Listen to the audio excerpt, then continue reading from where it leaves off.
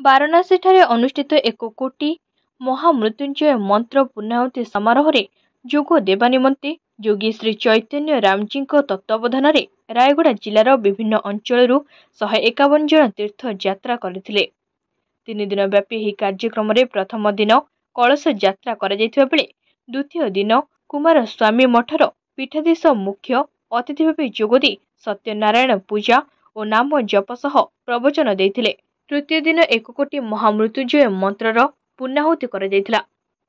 ରାଜେନ୍ଦ୍ର ସାହୁଙ୍କ ଉଦ୍ୟମରେ ଗୁଣପୁର ଅଞ୍ଚଳର ତୀର୍ଥଯାତ୍ରୀ ଓ ରମେଶ ସାହୁଙ୍କ ଉଦ୍ୟମରେ ଜେକେପୁର, ସିଲିଟିଗୁଡ଼ା, ଆମଳାଭଟା ଅଞ୍ଚଳର ତୀର୍ଥଯାତ୍ରୀମାନେ କାଶୀ ବିଶ୍ୱନାଥଙ୍କ ଦର୍ଶନ ଲାଭ କରିପାରିଥିଲେ। ଏହି ସମାରୋହର ସଫଳ ନିମନ୍ତେ ତନୁଜା ସାହୁ, ରାଣୀ ସୁବୁଦ୍ଧି, ଏ କଲ୍ୟାଣୀ, ଦାମୋଦର ସୁବୁଦ୍ଧି ଓ ଅରୁଣା ସମ୍ପତ୍ତି ରାଓ ସହଯୋଗ କରିଥିଲେ। ଯୋଗୀ ଚୈତନ୍ୟ ରାମଜୀଙ୍କ ମାର୍ଗ ଦର୍ଶନରେ ସମସ୍ତ କାର୍ଯ୍ୟ ସମାପନ ହୋଇଥିଲା।